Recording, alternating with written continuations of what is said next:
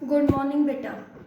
बेटा हम न्यूमेरिकल्स कर रहे थे, some basic concept of chemistry के, है ना। तो हम आगे न्यूमेरिकल्स ही प्रोसीड करते हैं बेटा।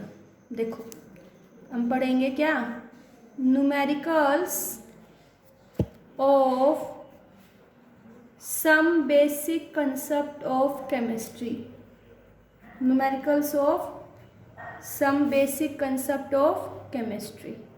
तो कुछ न्यूमेरिकल्स हमने कर लिए थे, कुछ हम अब कर रहे हैं। देखो बेटा हमें क्वेश्चन दिया हुआ है, calculate the amount of carbon dioxide, calculate the amount of carbon dioxide that could be produced when, first दिया हुआ है हमें 1 mole of carbon is burnt in air, ठीक है। सेकंड दिया हुआ है हमें 1 mole of carbon is burnt in 16 gram of dioxygen।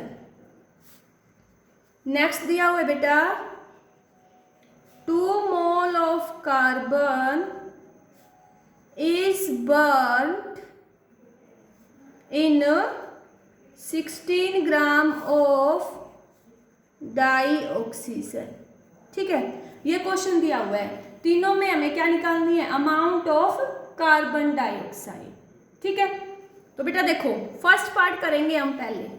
तो carbon dioxide means carbon reacts with oxygen to form carbon dioxide. तो यहां देखो बेटा 1 मोल कार्बन बर्न करेंगे तो यहां से क्या मिलेगा, 1 mole of carbon dioxide, yes और नो।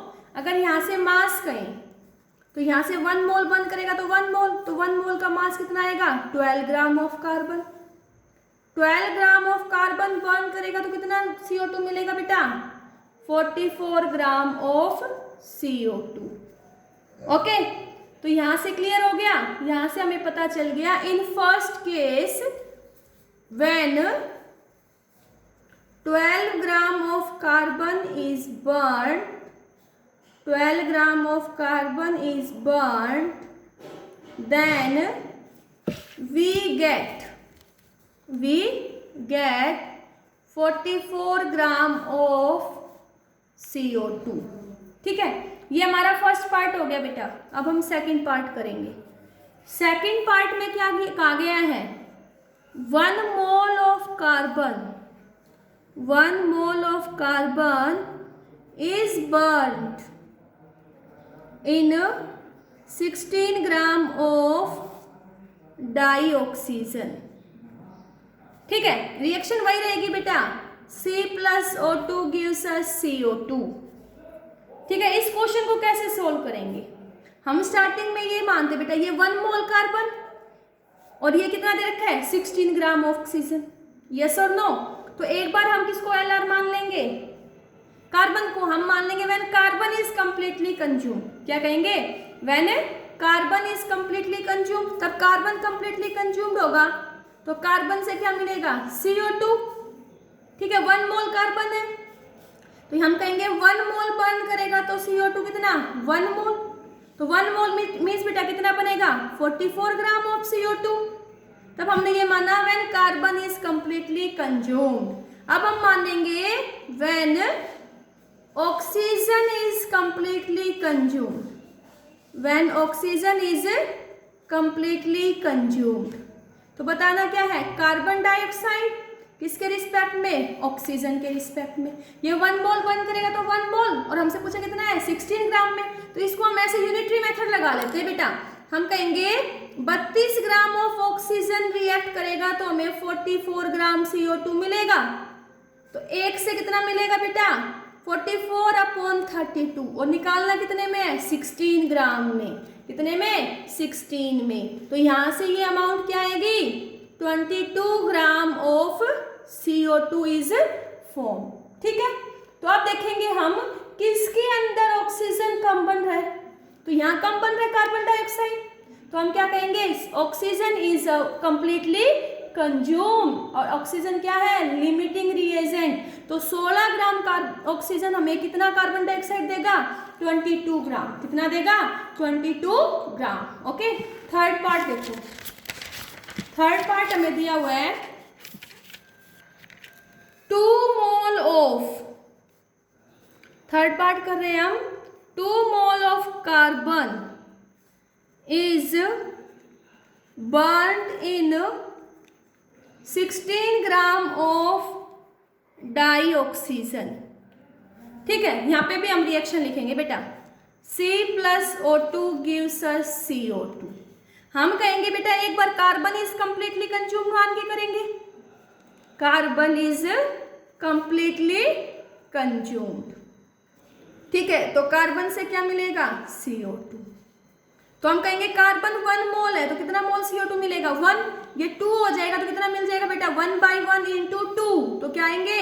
2 मोल। लेकिन हमसे वेट पूछा है, तो हम कैसे? नंबर ऑफ मोल्स का फॉर्मूला क्या था? Weight upon molecular weight. Molecular weight किसका? CO2 का। कितना होता है? 44। तो वेट यहां से क्या आएगा? वेट आएगा 88 ग्राम ऑफ CO2। अगर कार्बन हमारा लिमिटिंग रिएजेंट होगा तो यहाँ से हमें क्या मिलेगा? यहाँ से हमें 88 ग्राम CO2 मिलेगा। ओके, दूसरा हम क्या करेंगे? हम मानेंगे ऑक्सीजन इज कंप्लीटली कंज्यूम्ड। क्या मानेंगे? Oxygen is completely consumed. Okay, अब ऑक्सीजन कंप्लीटली कंज्यूम मानेंगे तो ऑक्सीजन को कहाँ रखेंगे बेटा? लेफ्ट हैंड साइड, और CO2 राइट हैंड साइड। तो यहाँ देखो हम कहेंगे 32 gram of oxygen gives us 44 gram of CO2। तो 1 ग्राम कितना देगा? 44/32 इंटू 16। तो यहाँ से क्या आएगा? 22 ग्राम ऑफ CO2। ठीक है, तो यहाँ पे भी हमारा क्या आंसर आएगा? 22 gram of CO2। Means in this situation also oxygen is completely consumed during the course of reaction. ठीक है, नेक्स्ट क्वेश्चन देखिए बेटा। नेक्स्ट क्वेश्चन मैंने तुम्हें दिया, calculate the molarity of A solution. Calculate the molarity of A solution which have density 1.41 gram per ml and having mass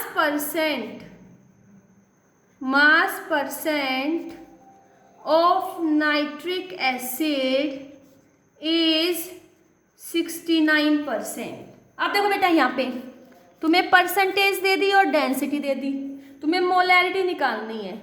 अगर बेटा question में परसेंटेज और डेंसिटी दे दे तो you will have to calculate molarity by using the formula 10xD/mb। Okay, mb यहाँ पे क्या है? Molecular mass of solute. Molecular mass of solute. तो molarity is equal to 10, percentage कितनी है? 69, डेंसिटी 1.41। मोलिकुलर वेट किसका लोगे बेटा? HNO3 का। तो देखो हाइड्रोजन का 1, नाइट्रोजन का 14, एक ऑक्सीजन का 16, कितने हैं? 3। तो ये कितना आएगा बेटा? 15 + 48, then it will comes out to be 63। तो यहाँ से सोल्व करेंगे तो मोलैरिटी आएगी 15.44 मोल पर लीटर। ओके, तो ये हमने क्या निकाल दी? सॉल्यूशन की मोलैरिटी। ठीक है, अब नेक्स्ट क्वेश्चन करते हैं बेटा, ध्यान से देखो। नेक्स्ट क्वेश्चन कर रहे हैं हम। नेक्स्ट क्वेश्चन हमें दिया हुआ है, how much copper can be obtained, how much copper can be obtained from 100 gram of copper sulphate, 100 gram copper sulphate से कितना कॉपर मिलेगा। ठीक है बेटा, तो यहाँ देखो परसेंट हमें क्या निकालना है, how much copper will be obtain from 100 gram of copper sulphate. तो यहाँ देखो क्या हुआ होगा, copper react with sulphate to give CuSO4। ठीक है, निकालना क्या है, कॉपर किसके रिस्पेक्ट में, कॉपर सल्फेट। तो यहाँ कॉपर सल्फेट का मोलकुलर मास निकालेंगे तो देखो बेटा कॉपर 63.5 प्लस 32, 16 चौके 64, it will comes out to be 159.5। हम कहेंगे 159.5 gram of copper sulphate gives 63.5 gram of copper. तो 1 से कितना मिलेगा, 63.5 अपॉन 159.5, निकालना कितने में है, 100 ग्राम में। तो यहाँ से सॉल्व करेंगे तो कॉपर कितना आएगा बेटा, 39.81 ग्राम of copper will B obtained from 100 gram of copper sulphate. Okay, next question देखो बेटा, नेक्स्ट क्वेश्चन है calculate the average atomic mass, calculate the average atomic mass of chlorine. Chlorine का एवरेज एटॉमिक मास निकालना है। ठीक है, तो यहाँ क्लोरीन के आइसोटोपिक फॉर्म दिए हुए हैं, isotope mean same atomic number but different mass number. तो इनकी हमें परसेंटेज अबंडेंस दी हुई है, क्या दी हुई है, परसेंटेज अबंडेंस, वो है बेटा 75.77। ठीक है, और इसकी है 24.23। ओके, और हमें इनके मोलर मास दिए हुए हैं, मोलर मास दिया हुआ बेटा 34.9 और इसका मोलर मास है 36.9। ठीक है, ये क्वेश्चन दिया हुआ है और तुम्हें क्या निकालना है, average atomic mass, average atomic mass. तो एवरेज एटॉमिक मास का फॉर्मूला क्या था बेटा, percentage into molar mass plus percentage into molar mass. Average atomic mass means बेटा divided by 100।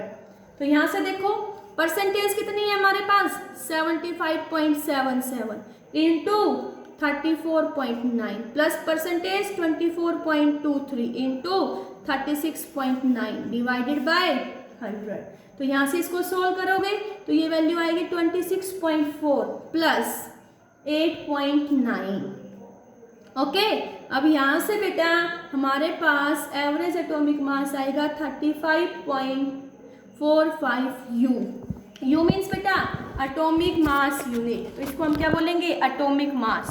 When this atomic mass is expressed in gram, अगर हम 35.45 ग्राम लिख दें तो इसको हम बोल देंगे ग्राम एटॉमिक मास। अगर बेटा क्वेश्चन में परसेंटेज दे दे और मोलर मास दे दे तो एवरेज एटॉमिक मास का फॉर्मूला होता है percentage into its atomic mass plus percentage into atomic mass divided by 100। Okay, clear हुआ।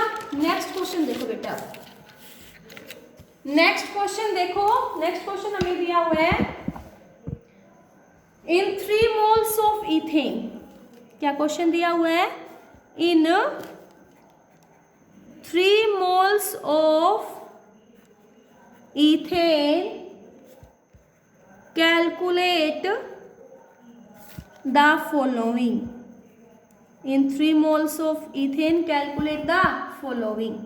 फर्स्ट तुम्हें क्या कैलकुलेट करना है बेटा, number of moles of carbon atom, number of moles of carbon atom. Second निकालना है तुम्हें number of moles of hydrogen atom, number of moles of hydrogen atom. Third, number of molecules of ethane. ठीक है, तुम्हें question दिया हुआ है इन 3 moles of methane calculate the following. क्या निकालना है, number of moles of carbon atom, number of moles of hydrogen atom, number of molecules of ethane. तो बेटा यहाँ देखो फॉर्मूला क्या होगा इथेन का, सबसे पहले तो हमें ये है ना बताना चाहिए इथेन। इथेन हमारे पास क्या है, एल्केन, और एल्केन का जनरल फॉर्मूला CnH2n+2, 10th में पढ़ा होगा ना। ईथ मतलब 2 कार्बन, तो C2H2 into 2 plus 2, it will be C2H6. Okay, it is the formula of ethane. First part क्या निकालना है, number of moles of carbon atom. बेटा मैंने तुम्हें नंबर ऑफ एटम्स निकालने का फॉर्मूला बताया था, क्या नंबर ऑफ एटम्स निकालने का फॉर्मूला था moles into N into atoms, लेकिन यहाँ पे सिर्फ क्या निकालना है, number of moles of carbon atom. क्या निकालना है, number of moles of carbon atom. देखो बेटा, अगर हमारे पास 1 मोल है, क्या है 1 मोल ऑफ इथेन, तो इसके अंदर कितने कार्बन है, 2 कार्बन एटम। 1 मोल के अंदर 2, तो 3 मोल के अंदर कितने होंगे, 3 मोल ऑफ इथेन में तो क्या आएगा 2 into 3, तो यहाँ से क्या आ जाएगा 6 मोल्स ऑफ कार्बन एटम। ठीक है, 3 मोल में कितने कार्बन एटम होंगे बेटा, 6 mole carbon atom. Okay, second part में हमें क्या निकालना है, number of moles of hydrogen atom. तो यहाँ देखो बेटा, 1 मोल के अंदर कितने हैं, 6 हाइड्रोजन, फॉर्मूला क्या था C2H6, तो हम क्या कहेंगे 1 मोल ऑफ इथेन, कितने कार्बन है बेटा 6 हाइड्रोजन एटम। ओके, 1 मोल के अंदर 6 हाइड्रोजन एटम, तो 3 मोल के अंदर कितने आएंगे बेटा 6 into 3 hydrogen atom, 6 into 3 hydrogen atom. तो कितने आ जाएंगे यहाँ से हमारे पास आएंगे 18 hydrogen atom. Okay, third part देखो, अब थर्ड पार्ट हमें क्या दिया हुआ है, थर्ड पार्ट दिया हुआ है number of molecules of ethane, number of molecules of ethane. तो यहाँ देखो बेटा, नंबर ऑफ मॉलिक्यूल्स निकाल, फॉर्मूला क्या था, number of moles is equal to N/Na, और Na की वैल्यू क्या थी, एवोगैड्रो नंबर 6.022 into 10 की पावर 23, और नंबर ऑफ मोल्स कितने दे रखे हैं बेटा 3 मोल, और हमें क्या निकालने हैं, हमें निकालने हैं number of molecules of ethane. तो number of moles is equal to N/Na, तो number of molecules of ethane is equal to 3 into 6.023 into 10 की पावर 23। तो ये वैल्यू कितनी आ जाएगी हमारे पास, 3 तिया 9, 3 दूनी 6, 0 6 तिया 18, 18 into 10 की पावर 23। ओके बेटा, क्लियर हुआ, ये समझ आया। देखो बेटा, सिंपल सा क्वेश्चन है, हमें कहा है 3 मोल इथेन है, तो उसके अंदर number of moles of carbon atom, तो 1 मोल के अंदर 2 कार्बन एटम, तो 3 के अंदर कितने हो जाएंगे 6 मोल कार्बन एटम। फिर number of moles of hydrogen atom, तो हमने देखा 1 मोल के अंदर कितने हाइड्रोजन है 6, तो 3 के अंदर कितने हो जाएंगे 18 हाइड्रोजन एटम। फिर हमें निकालने हैं number of molecules of ethane, तो हमें नंबर ऑफ मोल्स दे रखा था कितना 3, ठीक है, और हमें क्या निकालना है number of molecules of ethane, तो N/Na, तो Na क्या था एवोगैड्रो नंबर, और नंबर ऑफ मोल्स 3, तो 3 into 6.023 into 10 की पावर 23। तो यहाँ से हमने क्या निकाल दिया, number of molecules of ethane in 3 moles of ethane. Okay, clear हुआ ये, थैंक यू।